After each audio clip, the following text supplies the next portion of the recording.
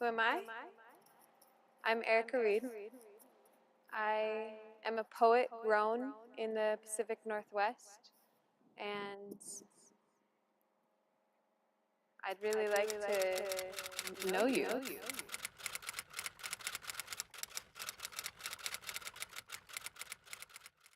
In my mother's home after her death, when the house wakes, hollowed, I will relearn how to rise from bed. There is no other reason but for the dogs whining at the front door. To let them out, I will wear her clogs, chicken shit ground into the soles, seams fraying. I'll clomp down the property line to the bench beside the barred owl's dense spruce. My mother sat through fall and winter, their precise gloom, so many slow dawns, listening to the bard's call, who cooks for you? Who cooks for you all? I will scuff the frost-stiff ground between the spruce's roots, turn up the graying lacework veins of dead leaves, bring the soft scent of loam to the air. I will nudge the old dogs' snuffling noses aside, keep them from the white of tiny exposed bones. In the messy bullet of the barred owl's pellet, the curve of a jaw, slivers of rib, teeth the size of sand grains. I will carry it back to the house, dissect it, pick through the shards of snail shells, rodent claws, and unknown matter, find the minuscule vertebrae. Whatever shrew, vole, mouse, or mole, I will assemble them bone by bone until they bear weight again.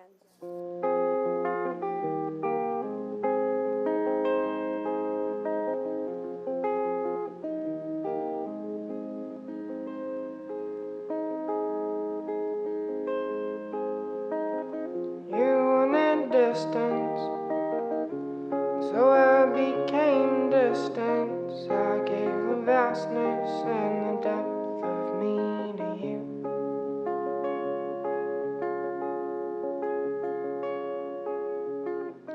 You wanted silence, so I became silence. I gave the muted hush of what I was to you.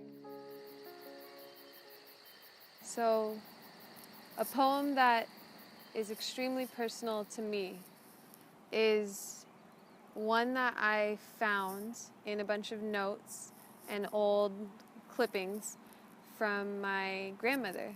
And she wrote it, she must have written it just after she was in the hospital. And I don't know what she was there for or any details except that she was there at least a few days when she was a little older. And she was an extraordinarily classy woman. And the poem goes on for like 3 pages about what it was like to be in the hospital and how our family went to visit her. This was long before I was born. And how emotional it was and how she really tried not to show any pain so she wouldn't bring pain to her children. And then on the last page, she begins to speak about how frustrated she was with everyone who was visiting her because she had so many people who loved her and everyone wanted to come visit her and speak with her, and all she wanted to do was poop. And the medicine that she was on made her really constipated, and she was just so frustrated that everyone kept coming to visit and that she couldn't just have a good chunk of time in the bathroom to herself. And that was a lens into my grandmother that I had never gotten because she passed away when I was fairly young. And that, I think, is one of the most well-written poems in delivering an unexpected twist, and one that was truly delightful to know such a classy woman and then find a poem about her having to poop later in life. Are you the devil or just a serpent on what does grow in the garden there? 'Cause the weeds all seem to flower and nobody seems to care. So I see it in equal dandelions, put daisies in your hair, and we drink sweet wine and watch the stars shine. Strangers are thickest in that part of the city you learn to call home.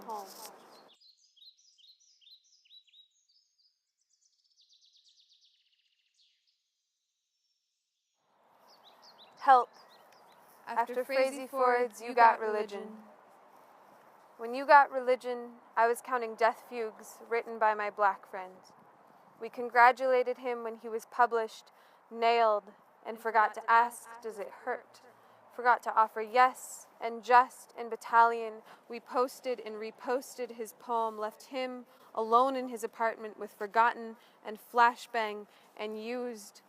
When you got religion, I was counting death fugues written by my black friend, protesting in my sleep, my western bed, eating everything gray in the house, not knowing.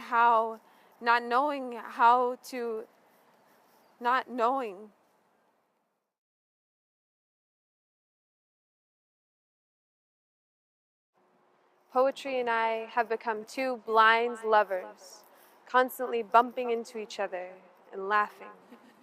Were we to share a sink of dishes, we'd be all elbows and soap bubble eyes. We'd reach accidentally for the same saucer, touch and blush. The drying rack we would never fill. Why am I a poet? I read Michael Ondaatje's Running in the Family, his memoir, and I felt like I read something that was true for me on the very first half of the first page. And I had never read anything that made me feel like truth was resonating with me so particularly, accurately, and poignantly and personally. And I decided to try to create that same feeling for other people using my experiences as a lens through poetry. Kaleb, Landon, 32, Yreka, California. There's a young man on the freeway blocking traffic, harmonizing with the whines of bullets just past mile marker 72. He left a young girl lying still just south of the Oregon-California state border. Young man, we salute you. In full regalia, under hail, under fire, we suspect you. Young man, we reclaim you. There is a young man broken near Sunny Valley. Kaleb, you are broken. We are broken just outside Sunny Valley. That was you, Kaleb Landon. You taught us the tautology of killing you after you allegedly killed her. Just past mile marker 72, there is a young man broken across the median. It is possible that when we broke him, he shattered to his most base elements so that the good of him split from the death of Yreka so that he is salvageable. If he can separate the pieces of himself, if we can pick up the pieces of ourselves we spit into his flesh and bone and organ, we might find the lament for the young man blocking the freeway traffic so that we might go into mourning.